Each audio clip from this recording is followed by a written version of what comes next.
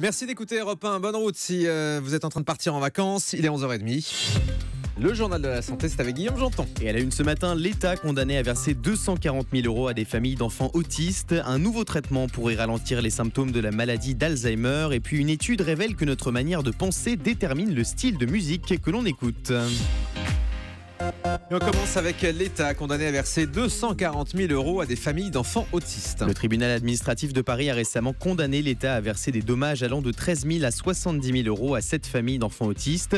Les sommes réparties entre les enfants et leurs parents. Le tribunal a jugé la prise en charge de l'État insuffisante et il a reconnu un préjudice moral à l'égard de ces familles. Certaines ont été contraintes de placer leurs enfants dans des instituts spécialisés en Belgique car ils n'ont pas été admis dans des établissements français.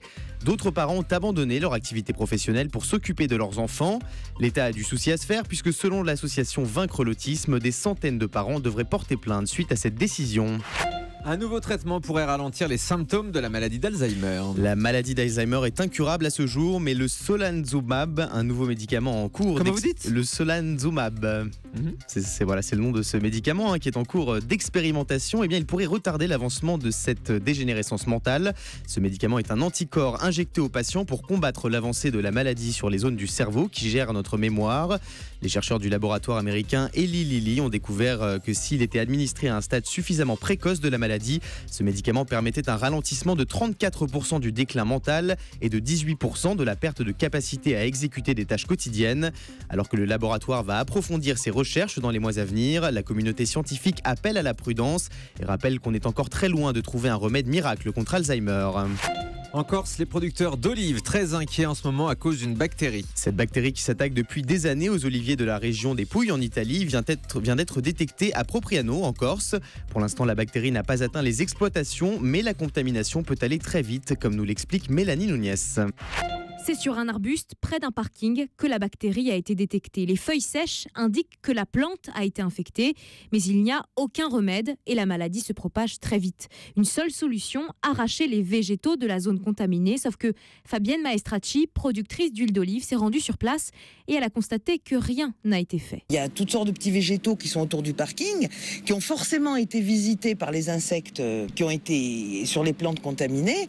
Et ces petits végétaux, ils sont toujours là. La zone, elle n'a pas été sécurisée. Je vous dis, il ne doit pas y avoir de circulation de végétaux dans la zone. Je ne vois pas qui est là pour empêcher de circuler les végétaux.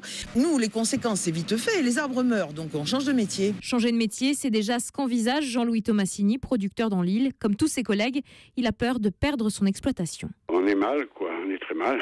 Ça va faire mal au cœur, quoi. Je couperai mes arbres au pied et puis je mettrai le feu à la souche. Au lieu de vente d'huile, je marquerai vente de bois. À échéance, c'est la mort du travail que j'aurais fait pendant 40 ans, quoi. Il fallait faire du protectionnisme avant. Maintenant, c'est trop tard, ça y est. Mais l'épidémie inquiète également en métropole. En Provence, la vigne pourrait elle aussi être exposée à un risque d'infection de la bactérie. Une étude localise une zone où les jeunes consomment le plus de cannabis en France. Et c'est dans le sud de la France que les jeunes consommeraient le plus de cannabis. Selon une récente étude de l'Observatoire français des drogues et des toxicomanies, près de 10% des jeunes interrogés consommeraient du cannabis au moins 10 fois par mois. Un chiffre qui s'expliquerait notamment par une tendance à la hausse de l'autoculture dans les régions où il fait beau. C'est vrai que dans le sud, il fait beau. C'est vrai ça. En même temps, c'est large, le sud n'est pas très précise. Ça ne localise pas par région en fait. Ils disent que c'est dans le sud de la France, il y a des schémas de couleurs. Voilà. Ce serait largement supérieur au nord de la France. Boire des boissons sucrées augmente le risque d'apparition de diabète. Selon une étude des chercheurs de l'université de Cambridge au Royaume-Uni, le cola, la limonade et les autres boissons sucrées joueraient un rôle important dans l'augmentation des cas de diabète de type 2 et ce, indépendamment du fait que les gens soient obèses ou non. Dans les 10 ans à venir, la consommation massive de soda pourrait être responsable de l'apparition de 2 millions de nouveaux cas de diabète aux États-Unis et de 80 000 au Royaume-Uni. À noter que cette étude concerne également les soda light qui peuvent aussi augmenter le risque de diabète mais de manière moins significative. Ça m'arrange pas parce que vous savez que je tourne au Coca Light tous les matins pendant cette émission effectivement. Je demandais tout à l'heure à notre chirurgien dentiste si l'alcool attaquait les dents et les sodas justement.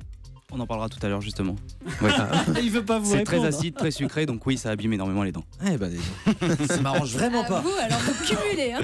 Une étude à présent révèle que notre manière de penser détermine le style de musique qu'on écoute. Nos goûts musicaux seraient déterminés par notre tempérament, notre personnalité ou encore notre rapport à l'autre. C'est ce qu'a démontré une équipe de chercheurs de l'université de Cambridge. L'étude révèle que les personnes avec un tempérament empathique préfèrent la musique douce comme le country, le folk ou la pop, alors que ceux qui ont un profil plus rationnel sont davantage attirés par des musiques plus violentes comme le hard rock ou le punk. Ah bon. Voilà. On termine avec le chiffre du jour. 312, c'est le nombre actuel de disputes dans un couple en moyenne, selon une étude britannique. En ce qui concerne les femmes, les sujets de disputes les plus fréquents seraient la lunette des toilettes pas rabattue, le rouleau de papier toilette pas changé, ou encore les lumières pas éteintes. Les hommes, quant à eux, seraient surtout énervés par le temps que leur conjointe passe à se pomponner. Le plus souvent, ces disputes auraient lieu, attention, le jeudi vers 20h. C'est très précis, effectivement. Voilà. 312 disputes annuelles dans un couple, c'est quasiment une par jour, 365 jours par an.